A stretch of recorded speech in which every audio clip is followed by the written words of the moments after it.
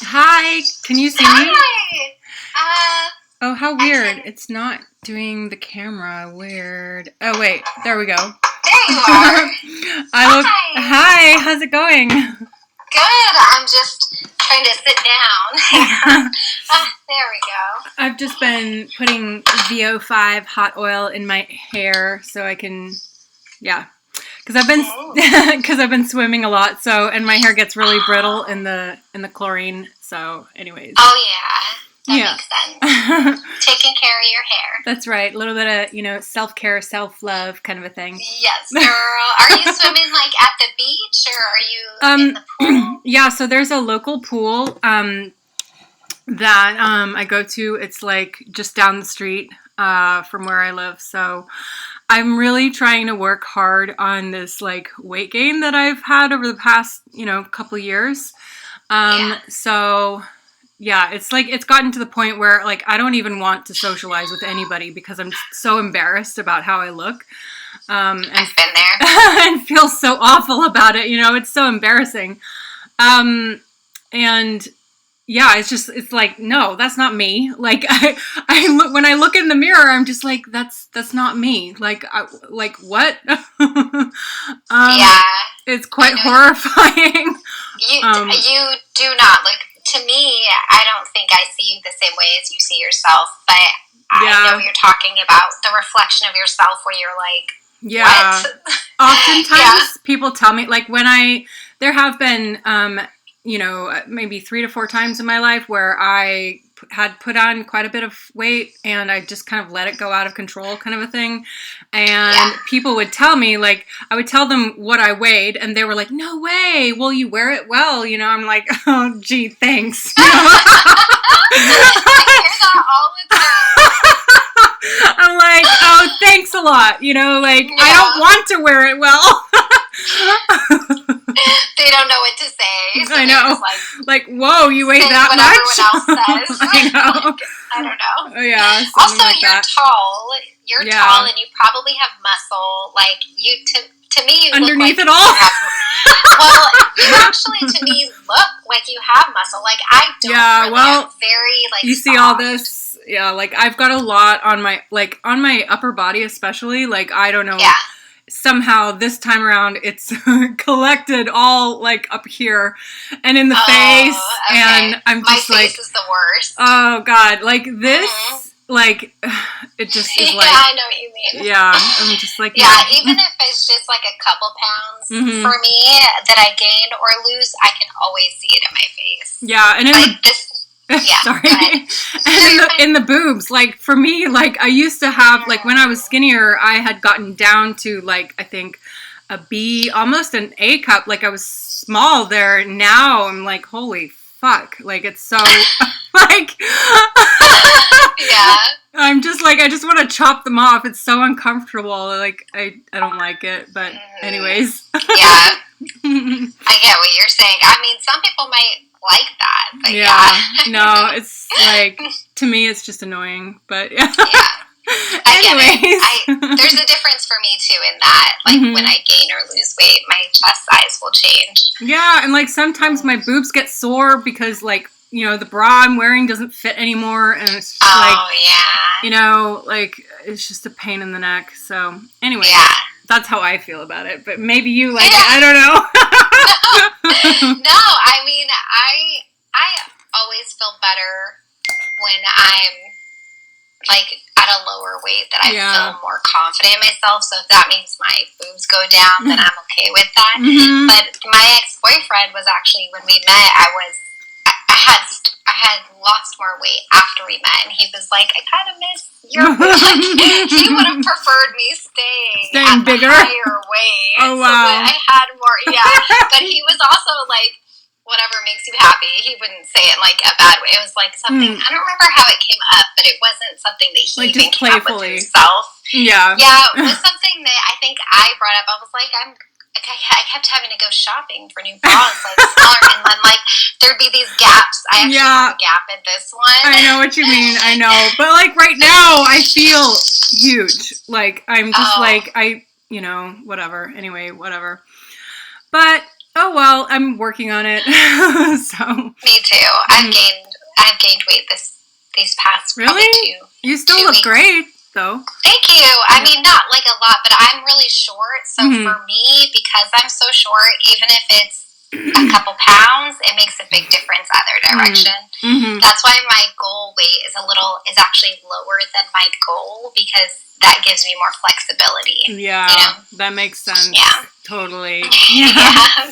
So how is it going with you, like, with everything, you know? Good. Yeah. I mean, I've been working a lot. So Are you writing? Yeah, I'm writing. Okay. So I'm doing a co-write with a friend of mine. Did I mention that to you? No. Okay, so if I could publish this book with her, that will change everything for me financially, because she's a. No, you're fine, girl. Eat. I'm like a stuff your face kind of eater, so you're fine. Like, it's awful. Like, when I go on dates with guys, I'm like consciously eating a very like little bites, and I'm like, so that I don't, because otherwise, like, I'm gonna be like, and it'll be all over my face. Yeah. Like, they gotta get to like me before I can show that part. Before you can let out that side of you. Yeah. The inner beast, yeah. Yeah. But no, so she's already a best-selling author. She's doing very well financially, and she took me when I went to Dubai a couple years ago in the Maldives. I remember seeing those pictures. Yeah. Oh, that's so cool. Yeah. Wow. She's the best. But she was like, well, let's co-write together. She's like, and your name being on my book, she's like, it's going to change your finances overnight. And I was like, I think I'm okay with that. Like, okay, sure.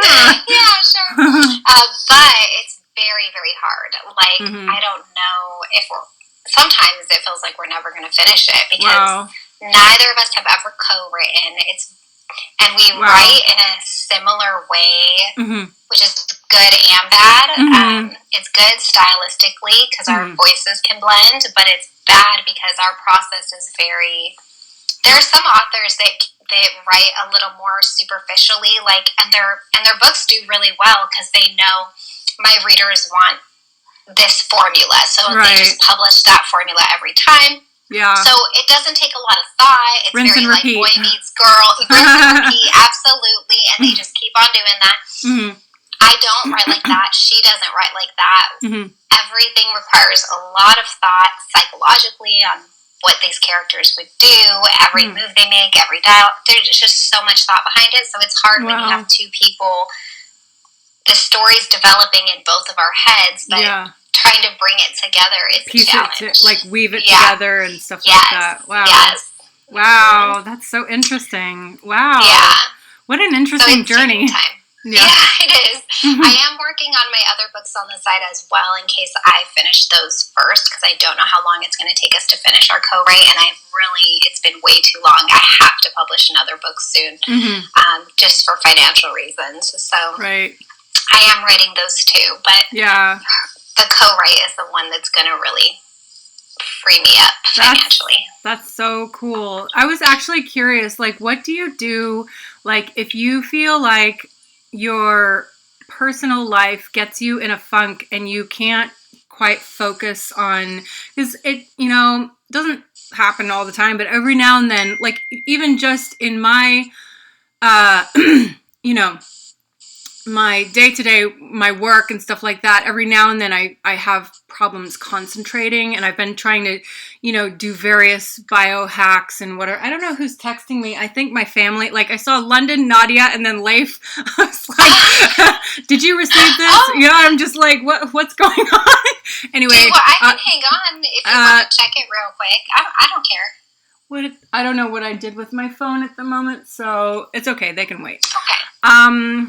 But what was I saying? Oh, yeah. So every now and then, and it just is I know everybody's different on this topic, but for me, when I get into sort of a funk, it's like I either have to go for a walk or get outside or get away from the computer for a while. And I spend a lot of my time, like when my kids aren't here, like I do talk to my workmates over, you know, like we have, you know, video calls and stuff like that. But I spend a lot of time alone. Otherwise, you know, like I have roommates, but we don't talk, you know, like it's, and so when I get in that sort of mental status, I have to just like get out or something, like, and I've been trying to do various, like, I don't know, like biohacks to try to like get my mind to function properly when I do get in those states, because I'm really trying to double down on my productivity and like just really streamline everything and like get everything in alignment and stuff like that, you know? So I was just curious, do you have something or like a routine that you do, or like if you start to feel like your whatever, like, you know, thoughts or emotions or whatever are encroaching upon your workflow, like what do you do in that? Or does that ever happen with you, or does it not happen? No, it's a huge problem for me. But I don't know, it might be different with our types of work that we do. Right. Is yours more creative, or is it more like formula based? Yeah, like formula based, and like I have to think with like sometimes it's not necessarily that the work itself is hard, but like it's getting into that flow state where you just like you just keep going, and you just keep going. Sometimes I'll run into like a slight little glitch or something like that with what I'm doing in this software. I'm building a landing page, for example, and like I get to a point where I'm like, I don't know what to put there, and then the intrusive thoughts start coming. And then I go on social media or something and start scrolling on TikTok or whatever. I'm like, fuck, I just wasted like 20 minutes, and I should have done something different to get myself back on track and just like do the fucking work, you know? I don't know. Social media for me is really bad. Like I can't, I don't have TikTok, but I can't allow myself to even open those apps during the day. I can't, because next thing I know, I've lost so much time. And not only that, because my work is creative, and yours sounds like it actually has that to a degree too. There's certain decisions you have to make about how something looks or how it sounds. In fact, copywriting, because for you need to hook the reader's attention in, but with the copywriting on a landing page, for example, I've got to think with like, how is this going to convert to create a sale? Like when somebody goes through this landing page, the goal is to get them to buy something, and it's kind of similar but different. There's definitely a level of create there, and so there might be some similarities. For me, it's very like, for me to do good writing, like not just blah, blah, blah, that I'm going to have to go back and rewrite later because it's crap. Like actually do good writing, I need to mentally be someplace else. I need to mentally be, because it's very character driven, so I need to become other people. I need to have a different vibe. Like I'll usually have, I close all my windows. Like I don't even have daylight because cars driving by can distract me. I'll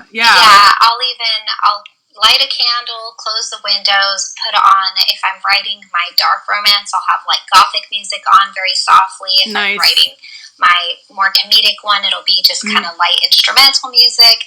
So, and then I just have to go, because it takes me a while just to even get into the right headspace. And then once I'm there, I don't want to, even if I hit a bump, even if I'm like, oh crap, I don't know what direction I'm taking this next thing, I actually no longer allow myself to step away from it, because I notice that when I do that, I lose momentum, for me, my creative space I was at. Right. So and then you have to get back into that. Yes. And then it's more time. And then I might not be at the same space mentally that I was before, and it can actually be damaging. So for me, I have to force myself to to work through it.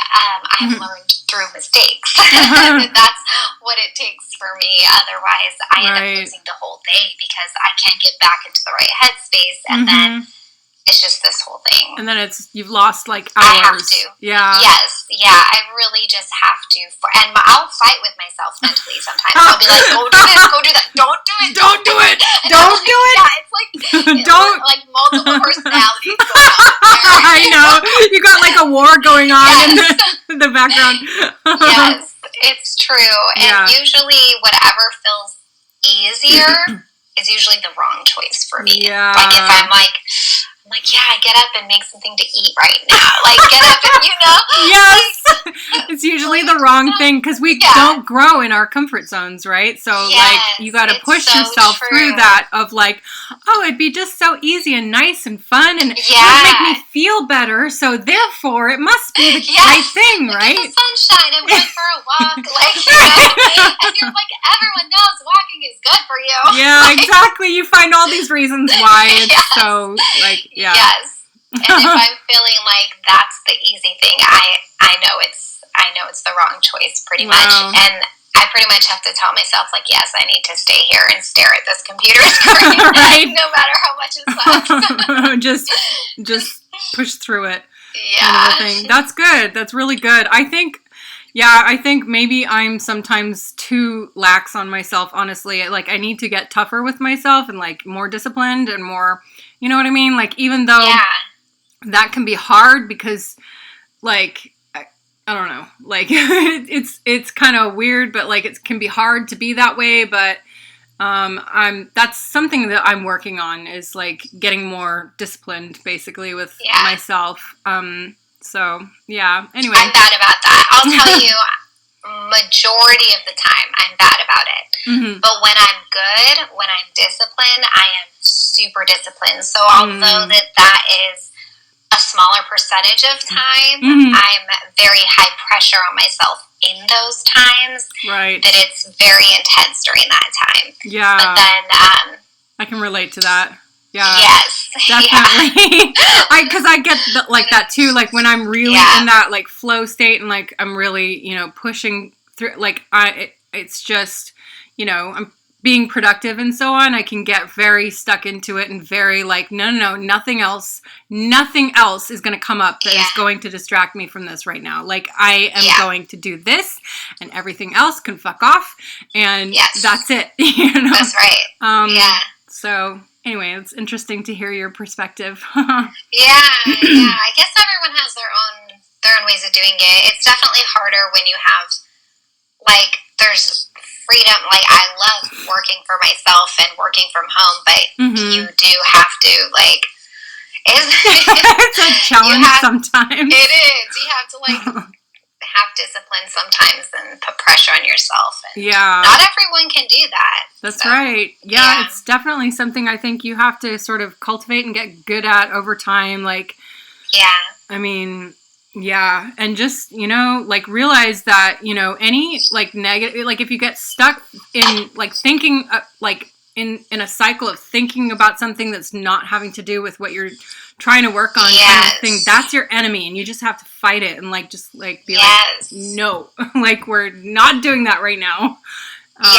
So true. You know what helps me too is blocking everything out. Like obviously sometimes that's really hard, but I mean in terms of sometimes I can just get overwhelmed by realizing, gosh, I have no idea where I'm going with not only the rest of this chapter, but the next one, and then, gosh, I still have this much left to do, and it just feels overwhelming. So I don't even think, like, I have to push that aside and say, one sentence, I'm going to write one more sentence, and then after that sentence, I say, I'm going to write one more sentence, and then it's so, sometimes I have to do that, and that will get me through it. Wow, but definitely, because I have this one project that I've been, like, for days, I've been, like it was assigned to me on, I think, Thursday, and it's now Sunday, and I've barely done anything on it, and I just keep, I don't know, it's just one of those things I keep like going, I don't know what to do with this, and then I go do something else, and I'm just like, okay, so later today, I'm going to just push through it and just be like, nope,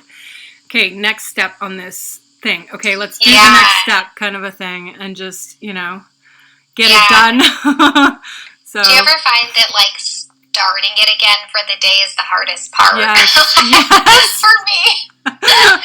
Yes. That's usually the hardest part. Mm-hmm. And then once you do, like, you can get into the rhythm of it, right? Yeah, exactly. Yeah, like, once you actually get started on it, then it's not so bad. And it's like, not that it's easy, but it's like, oh, why was I putting this off for so long? That sort of thing. Yeah, but anyway. I run into that too. So are you and your I don't know, your ex-partner, are you guys still talking, or are you dating someone else now, or? I've been going on a lot of first dates. Yeah. I haven't gone on any second dates yet. I've had everyone I've gone on a first date with has wanted a second date, so that's a good sign. Yeah. But I think I've learned just with my ex-boyfriend, I was only on Bumble for an hour before we met. So I was like, this time, and then I didn't date before him, and then I was married for 10 years, and then I was a kid. So I was just like, you know what, I'm going to, even if I feel like I tend to connect with people easily, and so I need to remind myself that doesn't mean, I still need to go out with multiple people just to make sure, just because I can communicate easily with these people doesn't mean we should be in a relationship. And, it's okay to be like, okay, I'm going to go on a date with someone else now, and someone else now, and getting to know, just getting a feel for different personalities has honestly been extremely helpful. That's cool. Not only, but honestly, I've heard, all these bad dating stories. I don't have any. Wow, from who? So from the internet, or from Yes, from social media, the internet. I have friends who are like, oh, those dating apps, and you just get and I'm just like, oh, just waiting for that one that's gonna be a horrible story, and they're just honestly, a lot of these guys are just looking for love. They've been burnt. Yes, they're the ones that want to just sleep around, mess around, but they're usually pretty open about it. That's right there on the profile that they're interested in something casual, or whatever. For something casual. And then I know, okay, well, I'm glad they're being upfront, and I just totally don't, skip it. But a lot of them really are looking for something genuine. A lot of them have, been through a lot, and it's just been really nice getting to relate with people and have fun, and it's good for my confidence because they're having been with only 2 people. There were things that I really clung on to, he really liked this about me, but no one else would, or something like that, and then you find out, oh, actually, other people see that too, or other people like that too, and maybe it is just there, and it's okay. I don't know. That's cool. Or it's been just good, kind of taking it a little more lighthearted. Taking a few steps back, kind of a thing. Yeah. As far as my relationship with him, he ended up unfriending me on Facebook. So we broke up, and then we were still friends on Facebook, which surprised me because he had already told me that once someone breaks up with him, he breaks all connections with them, completely. So I expected that to happen, and he was still friends with me on there, but there was something he did that I just felt was really douchey. He did. He had me. I'm just gonna take one of these out in case my kids are calling me. But he had stuff. He said that he had stuff of mine that for me to go pick up. Did I tell you this already? I don't think so. But you mentioned that he was still trying to like get back together with you and stuff like that. And yes, this wasn't a part of that though. So he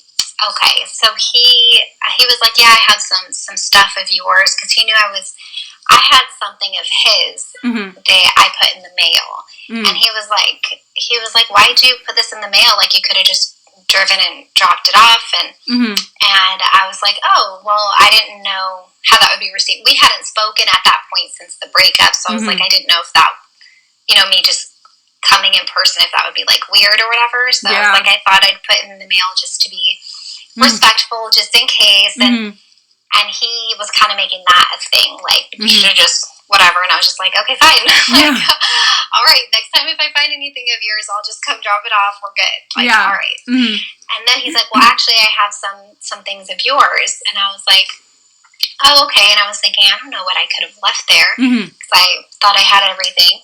And he's like, I'll just leave it, in a box outside while I'm at work. And I'm like, okay. So I go by, pick it up. I get home and I open it. None of it was mine. It was, oh my gosh, mugs that I had bought him at certain points, my purse and things like that. And I was like, that's kind of mean. This is a little douchey. Yeah. So I texted him and I was like, you realize nothing in here is mine, right? Yeah. I was like, I'll throw it away for you though, if that's what you wanted. Yeah, right. And he was like, no, and he wasn't even being honest. He was just like, well, you spent money on it, so I feel weird throwing away something that someone spent money on. So if you want to use it again, I was like, that's silly. That's just BS. Yeah, like totally. You wanted me to feel a certain exactly. way. He did that too, as an FU kind of a thing. Yes, and that to me was very I felt like we were handling things well, and there were little things like that were kind of littered. Like a little, that he kind of got in here and there, that I was just like, kind of passive aggressive. I was like, why even have this connection? Like, I'm fine. Like, it didn't actually bring out. I was proud of myself that it didn't bring out negative emotions in me, like, because obviously that's what he was going for. Yeah, but it definitely also helped me recognize this is an unhealthy pattern of his, which I think kind of just reaffirmed that the breakup was a good decision. Right. If someone keeps needing to do these little digs, and we had an overall good relationship, like, I understand if you're hurt, but if that's how you handle it, and then acting bitter about it, and then yes, and then not even confronting that, making it out like, oh, it's just like, I'm just like, that's BS. I made the right decision here. And so then after that, I was just like, okay, well, I'll throw them away for you. It's all good. And I threw them away. And then there was something, he texted me asking, and I texted him something back. I think I can't remember what it was. Our last text, something prompted him to unfriend me on Facebook. He texted me about, what was it? If I needed help with something, to let him know, something like that. And I was just like, okay. I was like, I think I'm good. Like, something, I don't remember. It was something along those lines. And he didn't reply to it. And then I noticed he had unfriended me on Facebook. So it was another showing emotional immaturity again. Like, it was just another, another reminder that I made the right choice. But then, and we hadn't spoken at all since then. But on my birthday on Wednesday, he did text me, and he said, happy birthday, exclam, like the party emojis. And he was like, I hope you have a great one. And I replied, thank you. And that was that. Keeping it classy. That's cool. Well, maybe he realizes he was being immature or whatever. But yeah. I'm sure he does. He texted me quite a bit and emailed me after we broke up, and he said, he bought a book and he realized that he was the different attachment styles. Anxious attachment.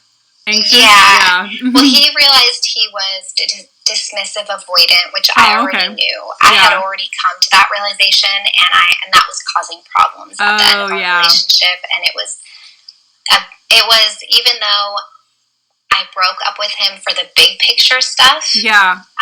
That was a problem. And the big picture stuff just made it easier to be like, yeah, we should end it here. But those were things that we would have had to confront down the line anyway. Yeah, definitely. Definitely. Yeah. That makes sense. So he did say, he recognized that. And I don't know if that was like him trying to be like, now that I'm aware of it. Now that I'm healed. Yeah, but I was just like, good for you. Good luck. Good luck in the future. Yeah, that's cool. That makes sense. Yeah, I have heard about, like, I haven't read any books on the different attachment styles, but I know. Me neither. Yeah, I know how that can work though, but like in my last relationship, I feel like in the beginning, like at least for the first couple of years, I was like secure and independent attachment, like had a lot of trust there, but it slowly eroded over time through little things. And then towards the end of it, I did become that anxious type of like, I became very anxious, like, oh, what now? Or like, what about, like I would wonder about stuff because of all the little times where, there was a half truth or a lie here or there, or, cover up something or whatever, and it was it's so unfortunate that, obviously I think that the long distance had to do with that. Majority of that was the long distance, and that made things really difficult. And the fact that we, it just, like, after 6 years, we hadn't, there was the 2-year interruption of the pandemic. Like, I think that slowed things down a lot, but at the same time, we, I would be like, for me, that's like out of character. You know what I mean? Like, getting hyper, like I would feel it in my chest, and it was the most awful feeling. And I would be like, and then of course that would push him away even more. And then it was this horrible, like, dwindling cycle of like, and then he would, think I'm, crazy or whatever, but I was acting in that, like, needy, like, I need you to affirm these things, like, and, it's horrible, it's just horrible. I can't imagine the long distance thing, but horrible. I think it's interesting you mentioned, because I went from securely attached to anxiously attached with my ex-boyfriend, and the realization that he had brought me to this place that I had never been. That in itself changes you as it does as a person. And you're right. You can feel it in your chest. You can feel it in your, like, you physically feel sick at times. Yes. Right? Yeah. Yes. I'm literally getting chills talking about this. Like, it's insane. It's crazy. Like, because when we were married, neither of us experienced that, right? No. Me neither. Didn't experience any of that. But, like the first 2 to 3 years of my relationship with Grant was like absolute bliss. Like, of course, occasionally every now and then we might have like a little, disagreement about something, but we'd talk it out and like, and we had our challenges, but it was just like, I don't know, it was so easy, but as things progressed, I guess, and then, like the pandemic hit and like there was other stresses and then other things happened and whatever, like anyway, it's unfortunate that like over time, slowly that security kind of started to be like eroded, basically. Yes. And, I mean, I know I had things to do with that as well, so I can't just be like, oh, it's all his fault, like, I mean, I'm not trying to play the victim about it, but like, it definitely was, to be honest, it's not something I want to go through again. And so I'm really working on myself, just for myself. Like, I'm really working on like getting in the best possible shape I can and like, toning up, like I want to look and feel amazing again. And I'm working on my health and fitness, and then my finances, and just general, like my business, like working on getting that going, and working on, I guess you could say, working on loving myself again, because in the aftermath, sorry, I'm rambling a little bit, but you're fine. But in the aftermath of everything, I fell into, so there was that anxiousness, but then on top of that, there were other layers of hurt and betrayal and this and that and the other thing, and feelings and emotions and stuff like that, right? And thoughts running through my head, and going and just doubting myself, Yes. And that whole self-doubt cycle, and just horrible. But I fell into this really sort of I know I talked to you about this before, but this dark place of just depression, and on this treadmill of doubting myself, and just horrible, my confidence shattered, and just not feeling good about myself, and then drinking occasionally, and and just sort of letting everything go with my fitness and my health and everything, to where I I fell apart, the wheels just fell off. And so I'm slowly but surely I'm fixing all of that, taking responsibility for myself, and just putting it all back together. And so at the moment, I'm I can't even conceive of trying to go find somebody else. Part of it is that the fact that I still, harbor some feeling for him, but at the same time, I don't want to go out there and put myself out there and pretend to be hey, I'm available, when I'm still working on all this other stuff to try to get above all that, and fix that with myself. How did I let myself get so fucked up? You know what I mean? How could I have it? It's still to this day, it astounds me that I let myself fall so far, and it's hard for somebody who hasn't been through that to really understand and picture what that's like. And they just see the outside of, the outside picture of your life or whatever, and they don't actually understand what you go through on a minute-to-minute, day-to-day basis, kind of a thing. So it's really, anyway, it's been a bit of a journey. I'm, getting there, but every now and then I still get stuck in a funk, and was one of those things I was talking about before, but I'm working on it, and it's getting better, so that's a good thing. That's very good. Honestly, really good for you. And you're so self-aware, and you're so responsible with your emotions, I feel like. And I'm responsible with my emotions. I'm trying. There's something very responsible about someone who can be I'm not putting myself out there because I know I'm not ready. And because what does that tell the other people who are actually ready, or all this, all the stuff you're actually considering. I can't do that to somebody. So many people who don't even think of that. They just rebound, or they don't care. But you have not only the self-awareness is one thing, but you have the responsibility level to actually act on it and try to work on these things as well. Yeah. Plus, if I go off and be distracted by other people or another person or something like that, when I'm not ready, when am I ever going to fix myself and get to, I've been working on being a successful entrepreneur, honestly, for years.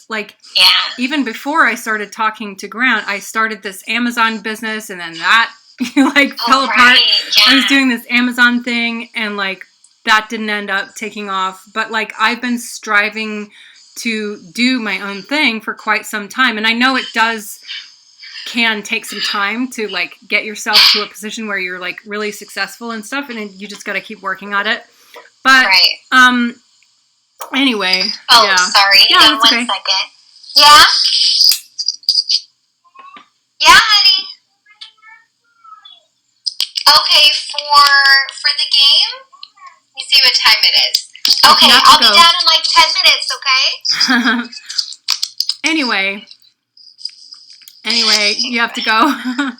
I told her about 10 minutes. Oh, okay, cool. Yeah. Yeah. So anyway, that's just kind of where I'm at the moment. But like, I have no idea. You know, I think I say to myself like, I kind of went off on a tangent there, but basically, I don't feel like it's hard for me to picture myself with anybody else again. You know, like I can't conceptualize it. So I don't know. Like maybe I'm not going to. I don't know. Maybe I'm just going to work on myself and find that, you know, like by working on like becoming successful with the stuff that I'm trying to be successful with, like that will be fulfilling enough for me. I don't really know, but I mean, you know, obviously I'd like to have a partner again, but it's just like, I don't know. Yeah. Like I fell so hard. I fell so hard in love with that person that when it flipped and it didn't turn out like the happily ever after that I thought we were going to have, it's sort of like, well, how could I have been so invested and believed in it so much and yet it didn't happen? You know what I mean? So I go like, how can I trust myself and my own judgment again? I don't know. Like, I don't know how to, I don't know. But as I go through my journey, who knows what'll happen and which way things will go. But like, you know, for now, I'm just taking it one step at a time. So, yeah. But anyway. Yeah, that's an interesting thing.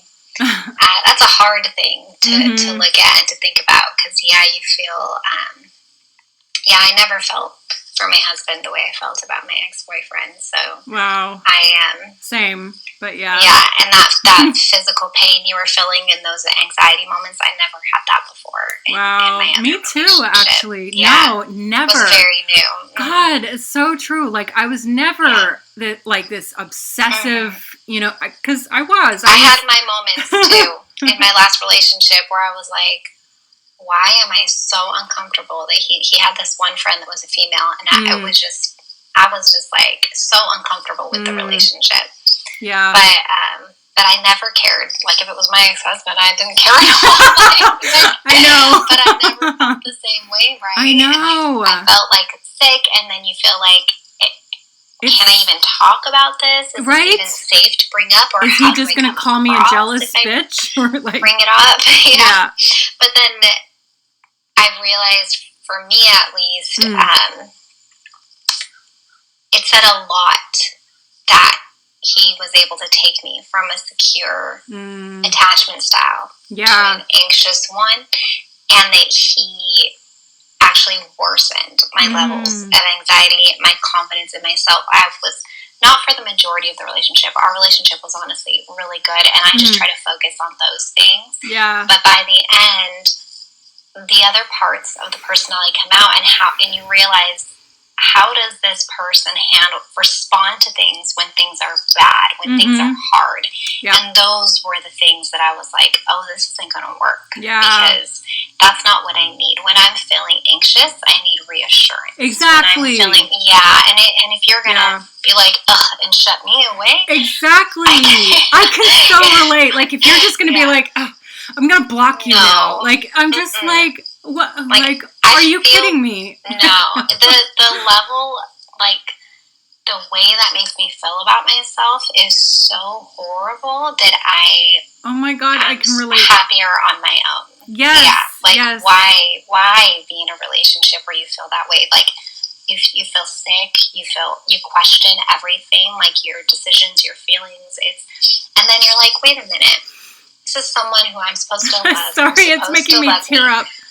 You're fine. It's a horrible feeling. You're at least for me, I felt very at effect of everything, and I realized, you know, if this is how he responds to me in difficult moments where I'm vulnerable, this is not someone I can be with. Yeah, it just makes you feel worse about yourself and is really honestly very damaging to your your mental state, and it really can drive a person batty. Like, it can drive a person insane, honestly, when you are in this close relationship, and yet, like, it's almost sort of like, well, when they push you away, like, it just multiplies the situation even more, and then it does, you become more introverted and more.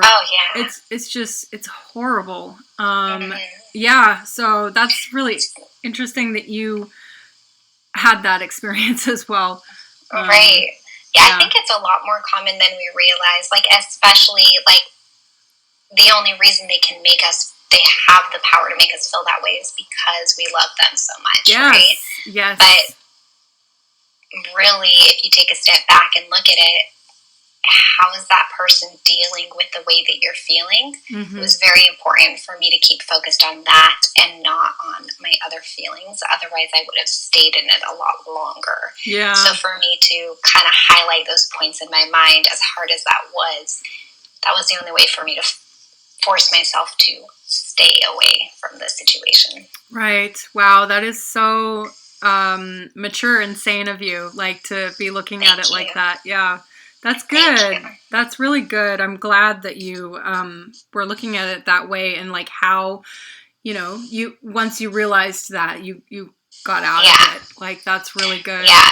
I probably wouldn't have if I didn't have kids. I probably would have been like, I can try to fix him, and if I could just show him I just need hugs, like, give me extra love, woo, I would like, girl, I would have put myself through it. But, we can do this. We can make it. It's okay. Yes. Like, I love you anyway because you're a wonderful person, and I love you. And and it's hard when you do always see the good in someone, right? Yeah. And when you have and you compassion. do think that, but and when you like, well, I understand why he's this way because in his childhood this happened. Like, and then it's a result of his childhood and his experiences and his traumatic, and it's okay because, I'll just be the understanding, submissive. Yes, I'll nurture him. Exactly.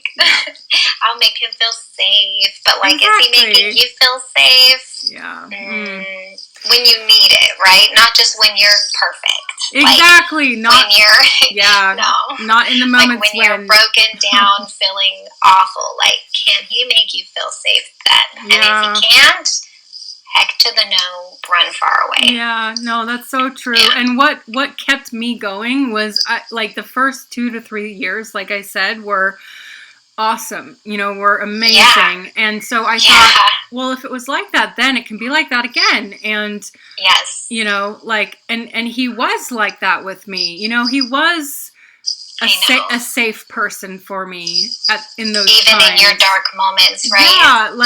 But it was then, like that for me too at first. Yeah, but then for whatever reason, you really cling on to that. Yes. Anyway. Yeah, I don't know about Grant. I know for my ex, he did tell me, like, when we first met, he was very self-aware, and he knew his issues in the past, and he did tell me, these are my problems with handling situations, and I tend to do this, and these are my issues. And I thought self-awareness equated to, I will try to do better. And it doesn't. Because I went from a relationship where there was no self-awareness. So to go to somebody who had so much self-awareness over his flaws, I was like, oh, that must mean you're so aware of those things, you're going to try to improve those things. But no, it ended up being, well, we both knew that I had these issues, But it started out amazing and very, for the majority of the relationship, very much someone I can come to when I was